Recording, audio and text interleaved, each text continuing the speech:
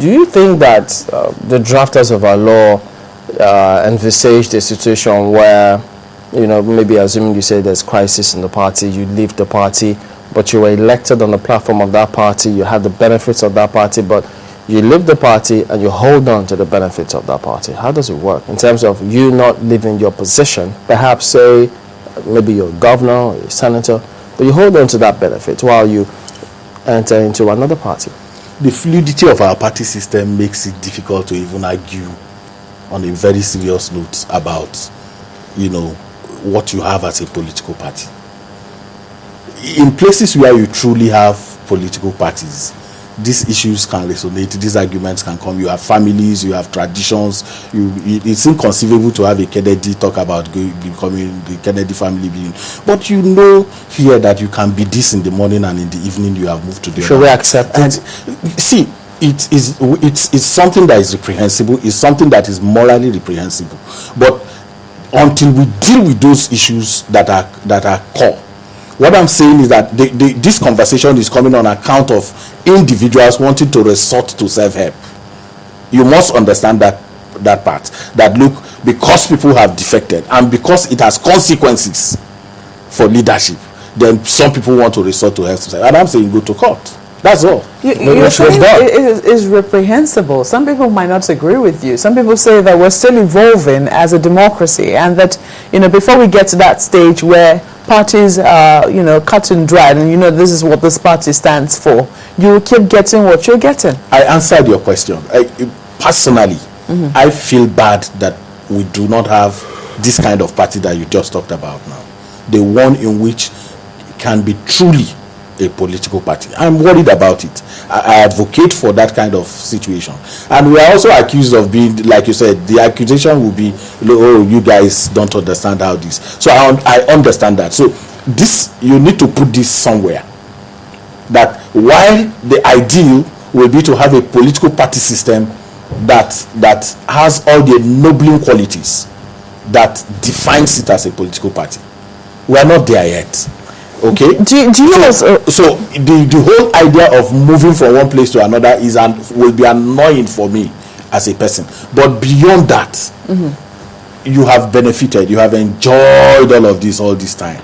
Now that there is a semblance of true opposition in the parliament, you want to begin to fight that. That's what I worry about, and that's my challenge. Does it also annoy you that we're not allowed independent candidates yet? Oh yes, it's one of those things that makes us a laughing stock in the Committee of Nations, that people cannot. I mean, all our neighbors in Ghana, these are things that people are already taking for granted, and we're happy that the House of Representatives, part of what it in the constitutional amendment, part of what it endorsed is the independent candidacy thing. So there is a tendency that if the green chamber, if the red chamber resonates with that, we're likely going to begin to have independent candidates. What are you likely to see? Something that makes us, that will make us come strong as a people. This whole party thing will be resolved naturally, though it has very strong technical issues. There are things that you have to fulfill too.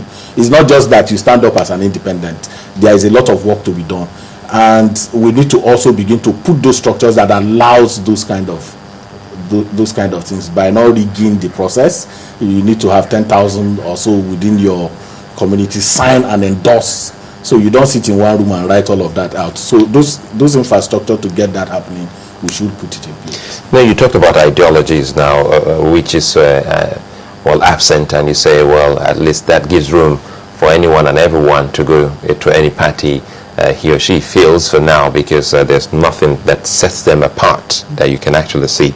As a resume, and looking at what transpired yesterday with the new chairman of the People's Democratic Party, do you think that we're likely to see some people come back to the PDP, or more going out of the PDP with that emergence of Mr. Nwagwu?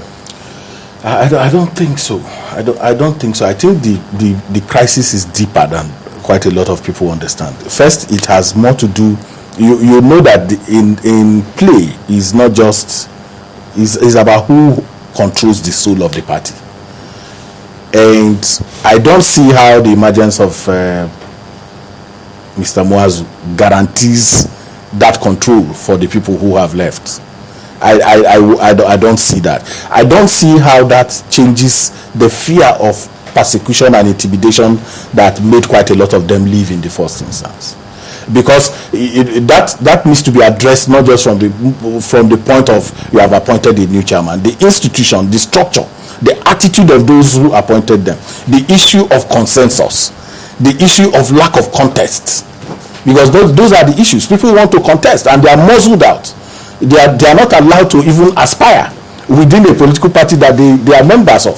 So if you shut out aspiration, you shut out participation, then that political party does not guarantee for many the opportunity to ventilate their interests. So they want to go to a place where that is allowed, even if it is a hope that it will be allowed, because where they are going to, there is also no guarantee that will happen. But all the same, there is a feeling that somewhere is better. But like I said, because of this fluidity, it is not also going to be possible in the character and nature of our political class to hear that some of them have gone back. That's not something that should worry me.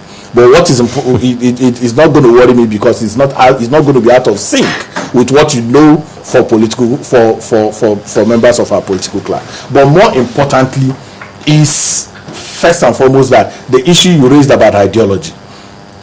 It's not true that these political parties don't have ideology. They do. It depends on what you define as ideology. If you can appoint people who have cases of corruption, if you can appoint them as your chairman, you are defining for us where you stand on some things, and that is ideology. That itself is ideology. Ideology does not necessarily mean what is right. Ideology can also be what is wrong. Can a political party have an ideology what is wrong? Narcissism is an ideology. Okay, is an ideology, and there are people who espouse that ideology. They can't come and say our ideology is bad. Nobody will tell you that. They can't deliberately take upon themselves saying, listen, our ideology is corruption, our ideology. It may be how people perceive it. I think you're overestimating these people. I think nobody will say that about himself. See, I think you're overestimating these people. What you say in the books, it is what we've spoken to them about. That's what we're relating to. If you check, that's what I'm saying. That if you check the manifesto, and I have read all of them. I've read the manifesto of the opposition party. I've read the manifesto of the opposition party. If you put it side by side, they are agreed on almost everything. There is a consensus, but that is not important for me. What is important for me is that part you are talking about now, that perception. What do you stand for? If we have clear issues of corruption, where do you stand on that as a political party? I'm looking out for it. So that is their ideology. No, if in your books you say you fight corruption, and in your action you support corruption, you are telling me that this is what your ideology is.